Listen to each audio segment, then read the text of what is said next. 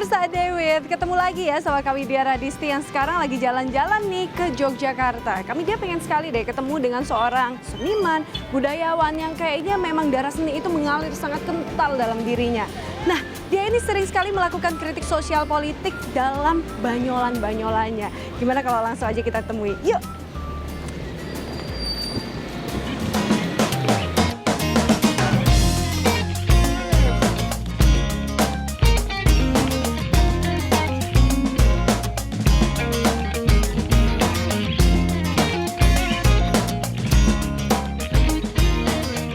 Halo Mas Butet. Hey, selamat pagi. Ketemu di rumah nih kita ya. Enak kayaknya rumahnya ini. Ya, rumah di kampung. Rumah di kampung tapi enak kayaknya. Langsung masuk ke dalam boleh? Yuk, silakan, yuk.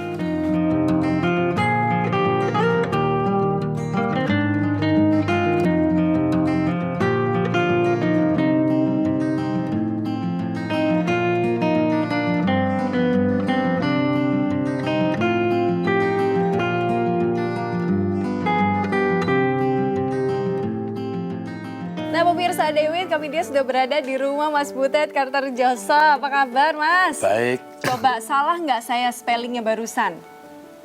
Butet Kartarjoso. Rejasa yang benar. Itu saya salah-salahin loh sengaja. Karena dari dulu saya penasaran. Kok namanya Butet ya? Padahal orang Jawa loh. Ya, ini kan nama oplosan. Jadi ayah saya itu ngefans sama lagu Butet yang suatu hari dinyanyikan Pak Gordon Tobing di Vietnam. Jadi pas dia di sana jadi direktur artistik satu misi kesenian Indonesia, ibu saya melahirkan saya. Lalu ayah saya bilang, pokoknya itu anakku lahir laki atau perempuan ku namai Butet. Oh, harus ada Butet-Butetnya. Ya. Lalu di depan itu, karena waktu itu ayah saya belum pulang, oleh Gusti Pangeran Tejokusumo, itu anaknya Habib ke-7, saya dikasih nama Bambang Ekoloyo. Itu tokoh wayang. Tokoh yang bijak. Amin. Lalu ibu saya karena dia punya seorang ayah alias atau kakek saya itu suatu hari tahun 40-an itu hilang diculik Jepang. Namanya Kartorjo.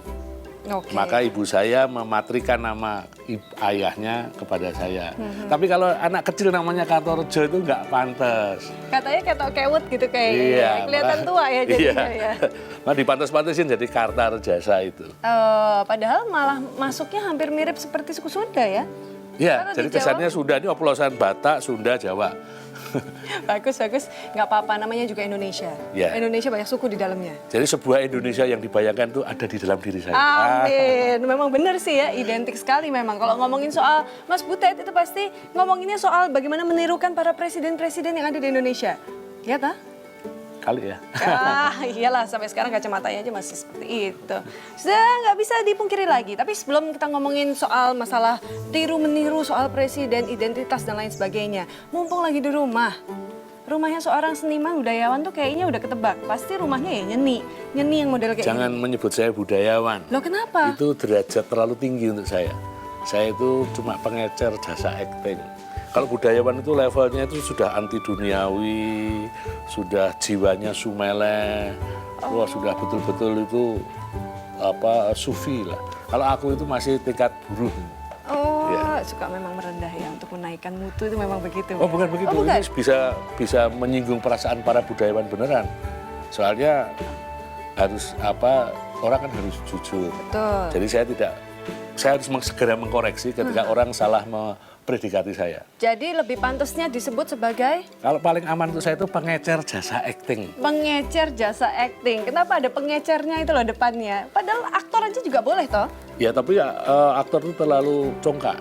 Tapi kalau pengecer jasa akting itu misalnya orang minta tolong seperti, tolong dibikinkan sumur ya, minta jasa. Tolonglah kamu main film ya. Tolong kamu main panggung, tolong kamu main iklan ya, itu acting semua. Tolong kamu jadi presenter, itu acting. Jadi mau-mau aja ya? Saya itu orang mawon, saya itu cowok panggilan.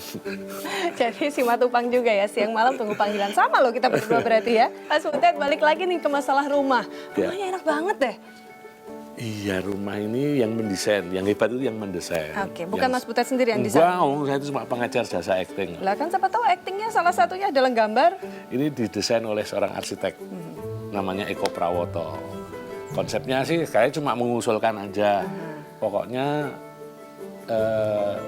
sirkulasi udaranya bagus, dindingnya jangan terlalu banyak, lalu antar kamar itu seperti bertetangga. Dalam satu kampung gitu sepertinya ya. Kampung kecil gitu lah. Oh iya. Ini juga suatu stimulus untuk orang yang sudah berumah tangga sangat lama.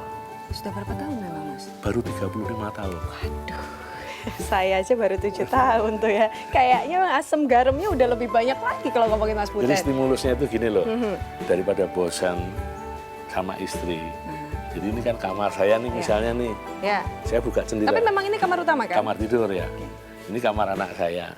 Nah suatu hari saya bisa buka jendela, lalu saya melihat ada perempuan di rumah sebelah ini yang saya gangguin, dan ternyata hanya istri saya. Jadi saya bisa mengganggu perempuan secara legal. Secara benar ya, secara legal. Jadi Beda bukan tempat. mengganggu tetangganya. Bukan mengganggu tetangga, tinggal intip-intip. Kalau biasanya lihat rumput tetangga lebih hijau, ini juga. Iya, ini Hanya- stimulus. Menarik sekali Iya. sih. Menarik. Itu boleh saya tiru lah nanti ya di rumah. Ini inspirasi untuk orang-orang Indonesia yang hobinya berzina dan berselingkuh. Bisa menaksir tetangganya yang legal. Yang legal ya, dengan cara stimulusnya seperti ini. Ayo mulai sekarang bikin rumah-rumah yang bentuknya seperti kampung kecil. Cuma nih kalau kita ngomongin soal warna hijau, dedaunan yang ada di sini, itu Ya. konsep dari istri atau dari Mas Butet juga? Ini bareng-bareng. Jadi Pak Eko itu juga sangat konsen pada aspek lingkungan. Gitu. Kalau dari saya dan istri saya itu pada aspek efisiensi kos. Oke, Jadi penting itu. dengan begini saya nggak perlu beli cat. Iya, Sudah dapat warna hijau secara murah meriah, tuh. teduh. Ini semua bekas, ini jendela ini bekas Rumah Sakit Tentara Magelang. Duh. Oh, Ini satu jendela yang saya temui ketika saya sekolah dasar di SD Pangudi Luhur. Itu bangunan-bangunan kolonial. betul.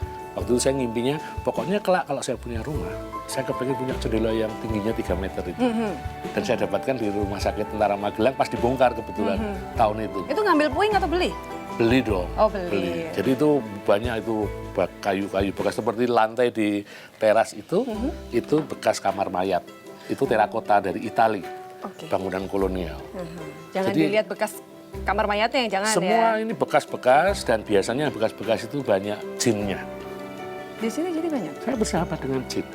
Jadi bikin saya takut deh kalau kayak gitu. Jangan-jangan di samping saya sekarang Oh, ada nih. banyak. Semua teman-teman saya Oke. dan dia melindungi keluarga ini. Oh. Jadi para maling dihimbau hati-hati kalau ingin nyolong ke rumah saya, karena pasti akan dikerjain sama jin dulu. Nah, ada berapa banyak memang? Banyak, ibu-ibu ada, bapak-bapak ada, anak-anak. Kadang-kadang anak saya sering jumpa, Oh iya? ya. Cucu juga? Cucu belum lapor maksudnya. Belum. Tapi pasti biasanya dia ngeliat sih. Oh. Kelihatan membualnya kan? Enggak sih, saya agak iya. sedikit percaya, maklum. Biasanya kalau seniman memang suka begitu tuh ya cara ngomongnya. Jadi kayak itu himbauan buat saya juga ya soal jin-jin itu tadi ya. Untuk lebih berhati-hati pada saat melangkah di rumah Mas Butet kayaknya. Enggak. Justru semakin kamu jumpalitan di sini, semakin cepat kamu ketemu sahabat-sahabat saya. Mas, jangan gitu, saya jadi takut, Mas. Boleh nggak saya pindah ke sana? Saya jadi agak-agak ngeri nih. Silakan, yuk kita Boleh. ke situ. Yuk. Tapi ngobrolnya saya nggak cuma berdua aja, boleh nggak sama Nyonya nanti di situ? Oh boleh. Boleh? Suka. Iya, ada Ayo, kan yuk. lagi ada di rumah? Ada. Ada. Jadi jangan kemana-mana, tetap bersama kami, Dewit, Mas Butet. Yuk.